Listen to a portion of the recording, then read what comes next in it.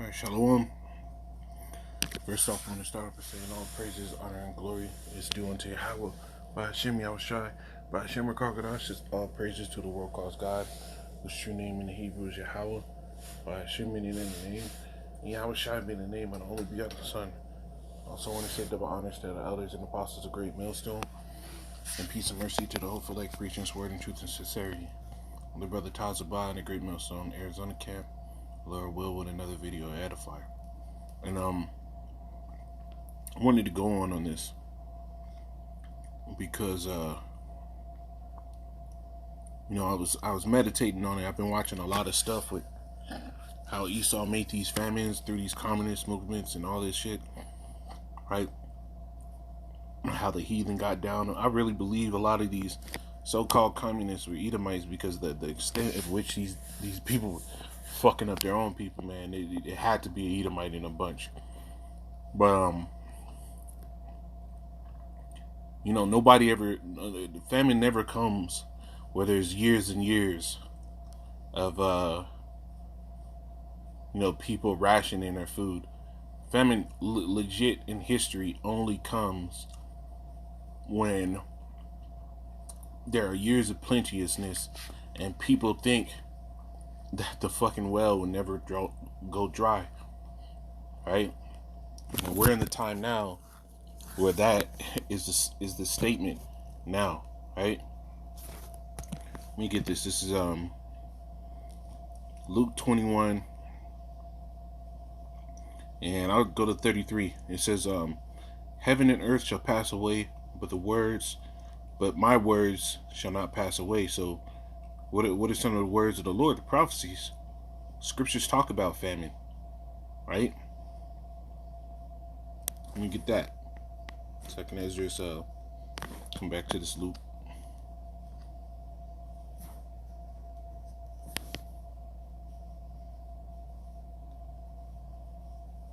It says, well, it might have been Matthew 24 is what I was thinking of, yeah.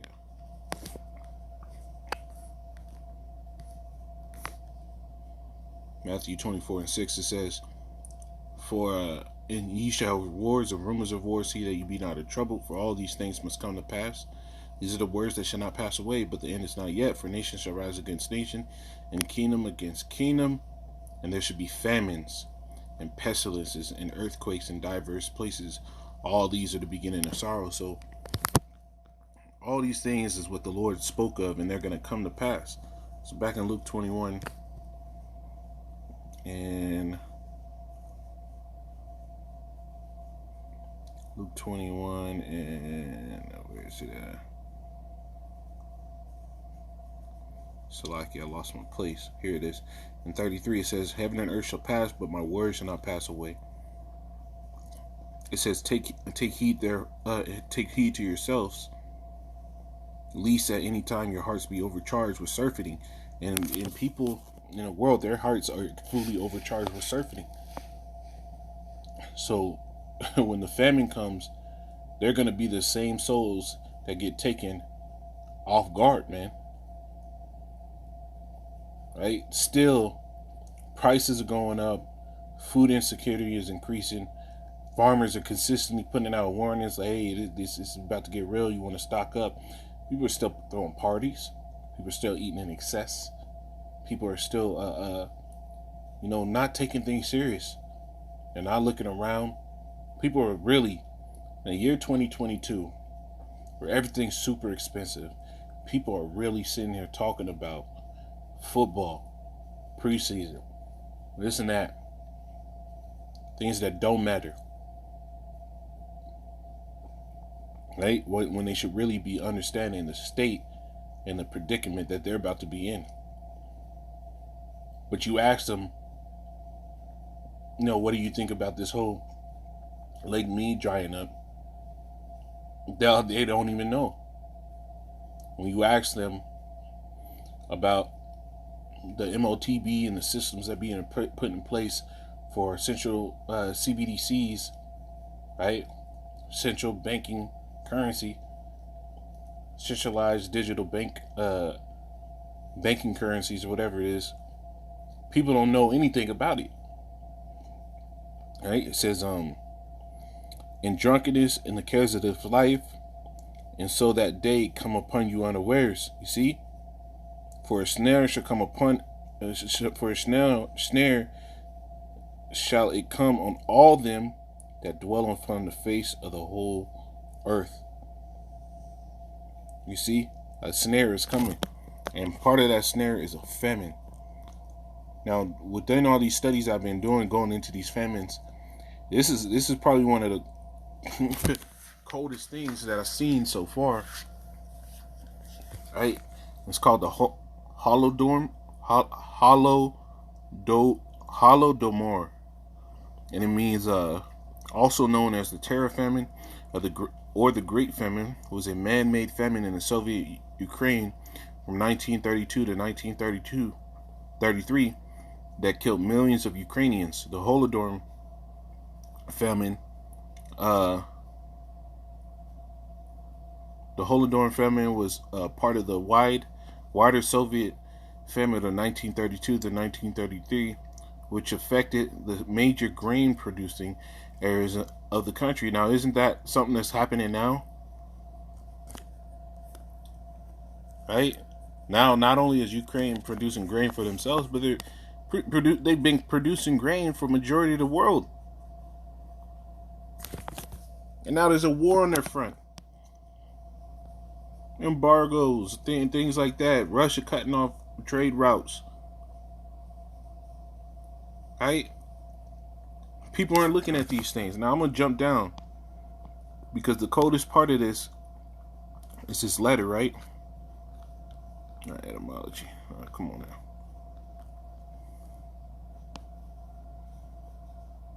All right, I'll get a little bit of etymology. It says Holodomor or Holodomor, Holodomor, literally translated from Ukraine, means death by hunger, killing by starvation, or sometimes murder by hunger or starvation. Is a compound of the Ukrainian holod, hunger, and more, plague. This is the plague of the Lord. The expression moritry holodom means to inflict death by hunger. And that's what these heathen are about to do. They're about to inflict death by hunger. Now, when you go down into, I think it's history on this. Right, this is a letter that was written, and this is cold, man. Written by a woman during the time of this happening. It says evidence of widespread cannibalism was documented during the Holodomor, right? Cannibalism was written of in the scriptures. Let's get a precept for that, man.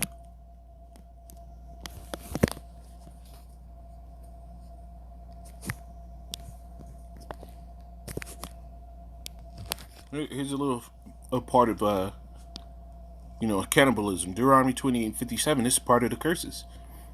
It says I'll jump to it. Start at 56. It says the tender and delicate woman among you, which would not have adventured to set her foot upon the ground for delicateness and tenderness, her eyes shall be evil towards her husband, toward the husband of her bosom, and toward her son, and toward her daughter, and toward her young one that cometh forth between her feet, meaning her children, their babies, and toward her children which she shall bear, for she shall eat them for want of all things, secretly in the siege and straitness. A lot of these women out here that have kids, they really don't have real love for their children. They don't. Right? They look at their kids as a paycheck, as a means to get back at somebody. Right? And they're going to show that in these days. It says, for one of all things secretly in the siege and straitness, wherein thine enemy shall distress thy gates. You see, they're going to eat their own children. Scripture is talking about, let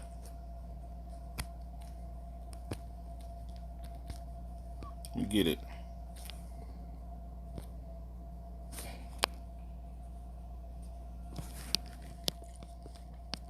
The book of Isaiah.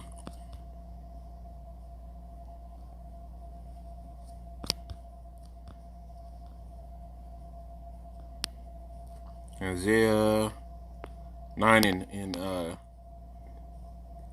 18, it says, through the wrath of Yahweh of hosts is the land darkened, and the people shall be as fuel for the fire. No man shall spare his brother, and they shall snatch on the right hand and be hungry, and they shall eat on the left, and they shall not be satisfied.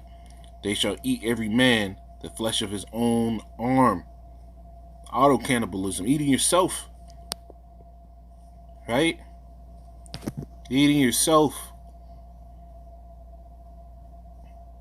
Right? There's another one in the Book of Kings. So cannibalism is something relevant in the scriptures. Book of Ecclesiastes tell you that which was is that which shall be. This is how dire it's going to get. Now repeat this letter that this woman wrote to her friend during the time of the Holodomor, right? Or Holodomor. And it says survival was a moral as well as a physical struggle. A woman doctor wrote to a friend in June 1933 that she had not yet become a cannibal, but was not sure that I shall not be able, not sure that I shall not be one by the time this letter reaches you. The good people die first. Those who refuse to steal or to prostitute themselves die. Those who gave food to others died. Those who refused to eat corpses died. Those who refused to kill their fellow man died. Parents who resisted cannibalism died before their children. Right? A lot of people are going to force you to eat your own kids, and if you don't do it, you're gonna be eaten by that crowd of people. This is how bad it's gonna get. Famine has never in the history of man come where there were years of people. Years. I'm not talking about a short span. I'm talking about years of consistent, everybody rationing what they were eating. Famine always came off the back of an entire time of excess and great crop yields and abundance. So now we're in the same time where there's been years of excess, great crop yields, and abundance. And people have been able to eat to their fill. And now Esau, though it is the plan of the Lord, has been restricting how much of these goods go out, has been dwindling the crops. Bird flu, killing off masses. Colds to the cattle out of nowhere. Restricting them out. Restricting who these farmers can actually sell to, so that they're not able, like in 2020, right, when this whole virus shit kicked off. Those farmers were just dumping hundreds of gallons of milk, thousands of gallons of milk, instead of being able to sell them, give them away, right? Because they had contracts to where they can only sell to certain stores, right? So they couldn't do anything, right? You go to the next year, more of the same. Restaurants shutting down. It kills the demand force. Drives the prices up. People couldn't afford the and prices increase. They weren't going to restaurants, so the supply went up. Right? So to get rid of the supply, they slashed the prices. Now the demand's there, but the supply is dwindled, so the prices go up even further. Now people can't afford because they're not making enough. Inflation hits. So what? Driving the price up further, driving the supply down more. Why would you supply more if people can't afford the more you supply? You're only going to lose money. So it's been happening. Not only that, all these cattle diseases, the scriptures talk about there was going to be a Moran.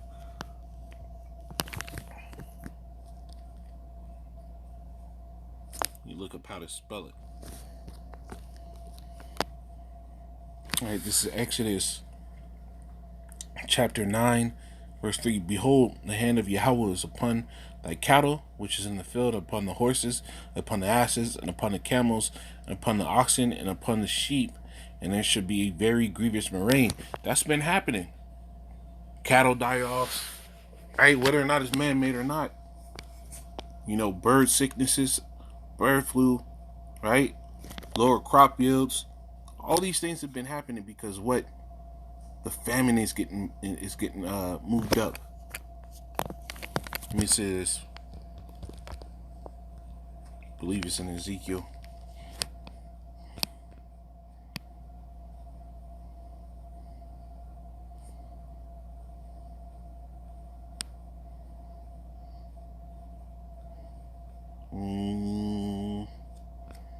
I think this is the one.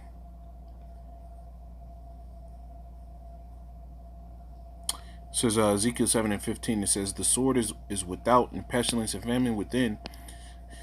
He that is in the field shall die with the sword, and he that is in the city, famine and pestilence shall devour him." You see?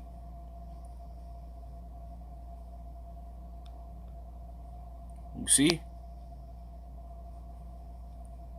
Famine and pestilence, man. So what the scriptures talk about. I'm gonna hit this right here. Ezekiel 7:5. It says, you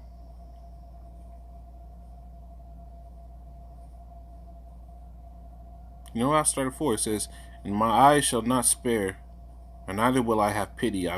But I will recompense thy ways upon thee, and thy abominations shall be in the midst of thee. And ye shall know that I am Yahweh. Thus say Yahweh power, and evil, and only evil, behold, is come, and end is come. The end is come, it watcheth for thee, behold, the end is come." Right? So the Lord is making a situation to where the majority of the people in the world are going to be in that pitiful case.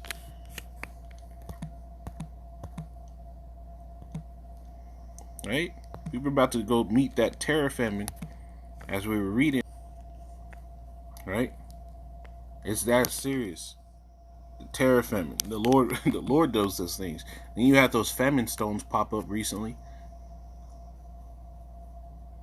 Right? So if you're not within the protection of the Lord, as is written, "My servant shall eat, but they shall hunger." Right?